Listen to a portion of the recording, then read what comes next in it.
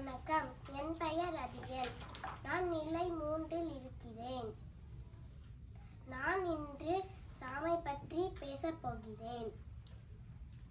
சிறுதானியங்களில் மிகவும் சிறப்பு வாய்ந்த தானியம் சாமை. இதை ஆங்கிலத்தில் லிட்டில் மில்லட் என்று சொல்வார்கள்.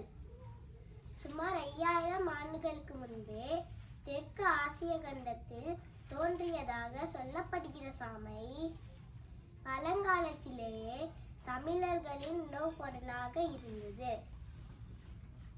சாமை ஒரு புன்சை நில தாவரம்.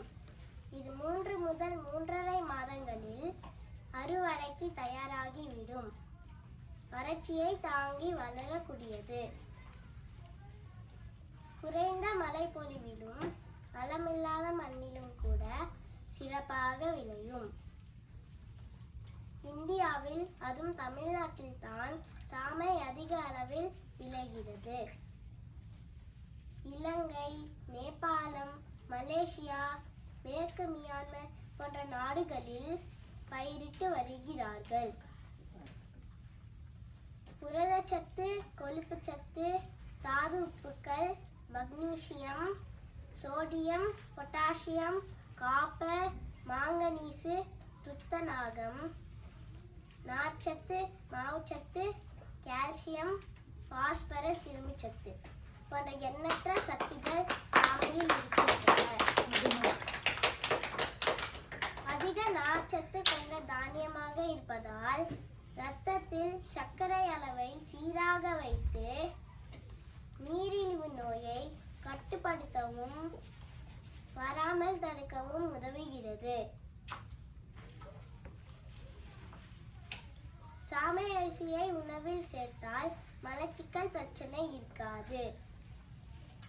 இதில் இயற்கையான சுண்ணாம்பு சத்து இருப்பதால் எலும்புகளுக்கு ஊட்டமளிக்க உதவுகிறது.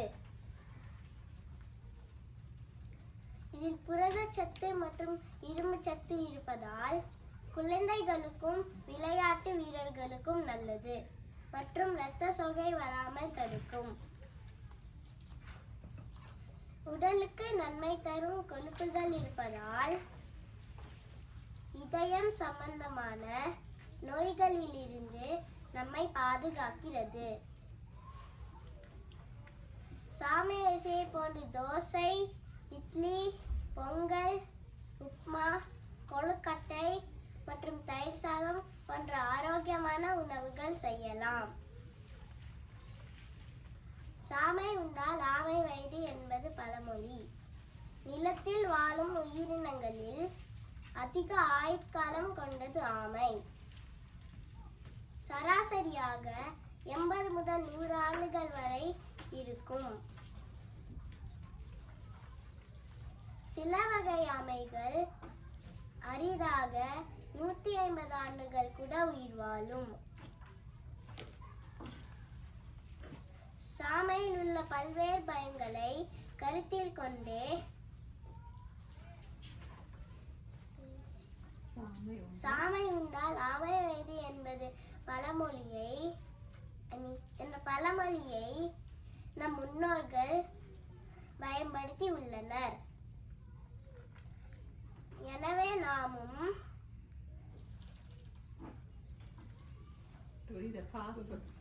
துரித மற்றும் பதப்படுத்தப்பட்ட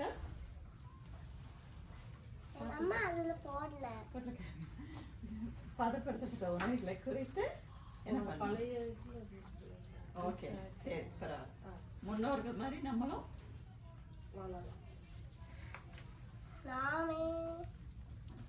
சொல்லுங்க என்ன சொன்னாங்க.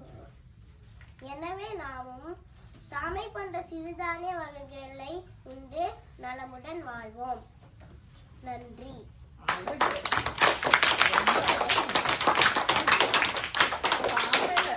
சாமையில எதுக்கு சாமையை ஆமை கூட கம்பேர் பண்ணாங்க?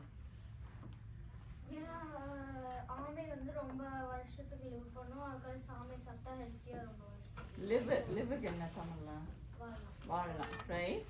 ஸோ எவ்வளோ அழகாக வந்து சாமை ஆமை அதுக்கு தான் அது பேர் சாமைன்னு வந்ததோ இல்லை அதுக்கு தான் ஆமைக்கு பேர் வந்து அந்த மைய வச்சாங்களோ தெரியல. ரைட்? எவ்வளோ அழகாக அதில் இருக்கிற அந்த இப்போ கொலஸ்ட்ராலை வந்து கண்ட்ரோல் பண்ணணும்னு சொன்னான். ஓகே, அதில் வந்து கொலஸ்ட்ரால் கொழுப்பு அதில் நல்லதும் இருக்கா கெட்டதும் இருக்கா தெரியுமா தெரியாதா? மேபி அம்மா அப்பா எல்லாம் கேட்டால் தெரியும், எங்களுக்கெல்லாம் தெரியும். ஃபேட்டு கொலஸ்ட்ரால், குட் கொலஸ்ட்ரால் இருக்கு, பேட் கொலஸ்ட்ரால் இருக்கு. சாமை சாப்பிட்டா நல்ல கொழுப்பு வரும். ஸோ அது ரெண்டு தான் ரேஷியோ வச்சுருப்பாங்க. உங்கள் அப்பா அம்மாட்டெல்லாம் போய் கேளுங்க, ஹலோ அப்பா அம்மா கொலஸ்ட்ரால்லாம் செக் பண்ணிங்களா, எல்லாம் கரெக்டாக இருக்கான்னு கேளுங்க. அந்த ரேஷியோ வரும்போது குட் கொலஸ்ட்ரால் பேட் கொலஸ்ட்ரால் அந்த வந்து ரேஷியோ வரும், LDL HDLன்னு சொல்லிட்டு. ஸோ சாமை யாரோ உங்கள் அப்பா அம்மாவுக்கு வந்து கெட்ட கொலஸ்ட்ரால் ஜாஸ்தியாக இருந்தால் என்ன சொல்லுவீங்க நீங்கள்? சாமையை வச்சு அரிசியை தள்ளி வச்சுட்டு சாமையை வச்சு சமைங்கன்னு சொல்லுங்க. சரியா? அழகா சொன்ன அத்தியன், ரொம்ப அழகு. Good job.